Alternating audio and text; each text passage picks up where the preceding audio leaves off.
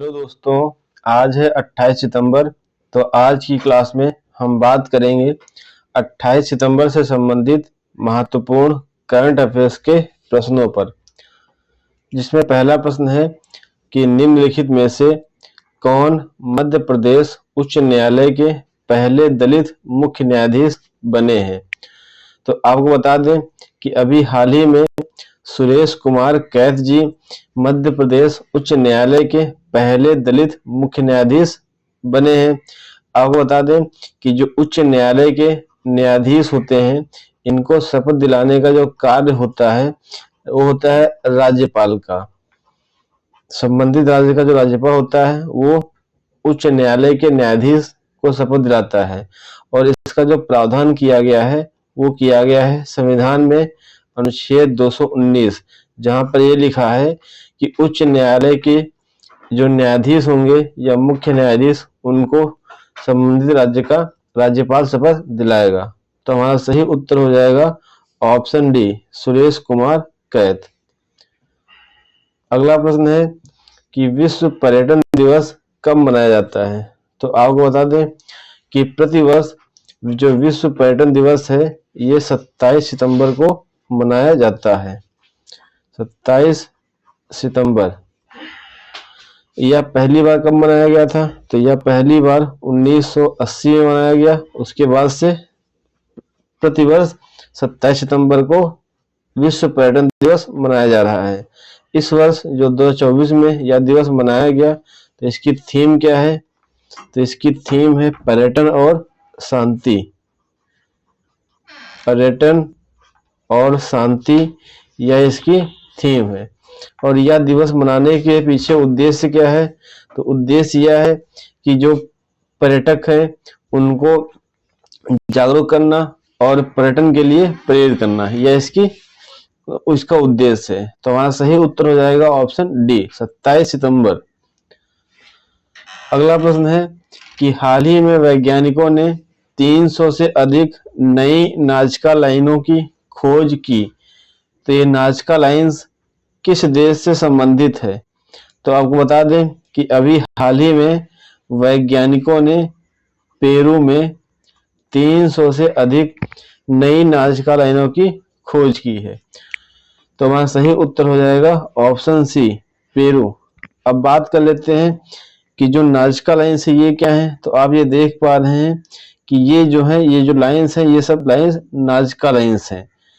और ये जो लाइन्स है ये मानव द्वारा उकेरी गई बड़ी भू आकृतियों का समूह होती हैं, जिसमें मानवों की आकृति, पशुओं की आकृति और तरह तरह की आकृतियां शामिल होती हैं।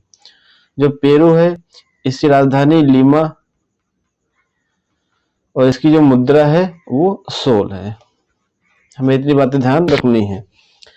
अगला प्रश्न है कि हाल ही में खबरों में रहा पैक्ट फॉर द फ्यूचर किस संगठन द्वारा अपनाया गया। तो पैक्ट फॉर द फ्यूचर जो है अभी हाल ही में संयुक्त राष्ट्र महासभा के द्वारा अपनाया गया। संयुक्त राष्ट्र महासभा के द्वारा अपनाया गया। इसके पीछे वजह यह थी कि जो वैश्विक शासन है उसको नया आकार दिया जा सके। उस वैश्विक शासन के नए आकार को देने के लिए संयुक्त राष्ट्र महासभा ने पैक्ट फॉर द फ्यूचर अपनाया। तो हमारा सही उत्तर हो जाएगा ऑप्शन ए, संयुक्त राष्ट्र महासभा। अगला प्रश्न है हाल ही में रूस और चीन ने किस सागर में ओशन 24 नौसैनिक अभ्यास शुरू किया। तो आपको बता दें रूस और चीन ने अपने संबंधों को बेहतर करते हुए, विश्व को यह दिखाते हुए कि हम रूस और चीन के बीच संबंध बेहतर हैं, उसके लिए इन दोनों देशों ने जापान सागर में ओशन 24 नाम से एक नौसैनिक अभ्यास किया। और यह अभ्यास चीन और रूस के बीच में होता है और जापान सागर में आयोजित किया गया। तो हमारा सही उत्तर हो जाएगा ऑप्शन बी, जापान सागर। अगला प्रश्न है कि दिल्ली में वायु प्रदूषण से निपटने के लिए उपराज्यपाल द्वारा हाल ही में शुरू की गई पहल का नाम क्या है? तो आपको बता दें कि जो दिल्ली की उपराज्यपाल हैं वीके सक्सेना, वीके सक्सेना, इन्होंने क्या किया है कि दिल्ली में सर्दियों से पहले जो वायु प्रदूषण हो जाता है उस वायु प्रदूषण को कम करने के लिए, इस वायु प्रदूषण को कम करने के लिए, घटाने के लिए धूल मुक्त दिल्ली ड्राइव पहल की शुरुआत की है। तो हमारा सही उत्तर हो जाएगा ऑप्शन सी, धूल मुक्त दिल्ली ड्राइव। अगला प्रश्न है कि हाल ही में जापान के नए प्रधानमंत्री कौन बने हैं? तो आपको बता दें कि अभी हाल ही में जो शिगेरू इशिबा हैं, इन्हें जापान का नया प्रधानमंत्री चुना गया है फूमियो किशिदा के स्थान पर। तो जो अब नए जापान के प्रधानमंत्री होंगे वो शिगेरू इशिबा होंगे। तो हमारा सही उत्तर है ऑप्शन ए, शिगेरू इशिबा। अगला प्रश्न है कि मनकेडिया समुदाय उड़ीसा में वनों पर निवास अधिकार पाने वाला छठा पीवीटीजी समुदाय बन गया है।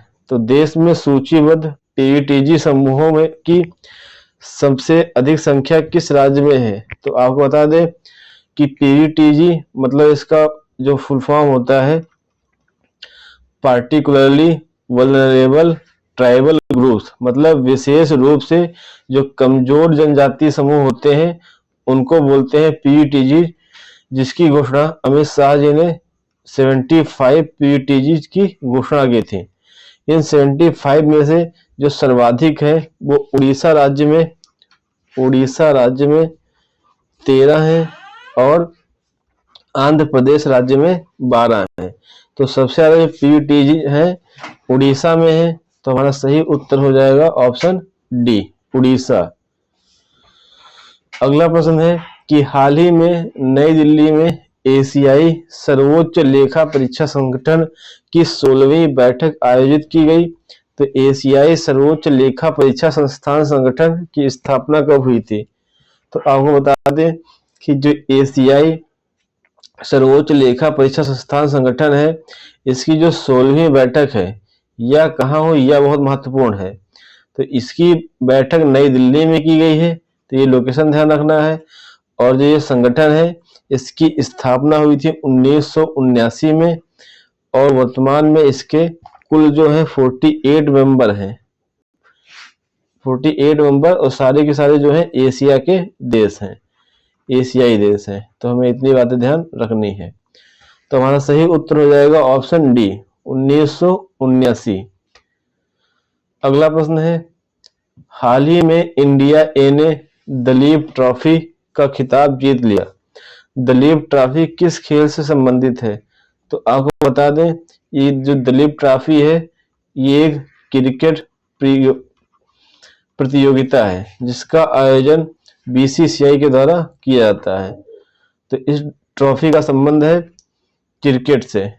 आपको बता दें कि आपको ये भी ध्यान रखना है कि दलीप ट्रॉफी है कौन सी टीम जीती है। तो इंडिया ए टीम इसकी जीती है।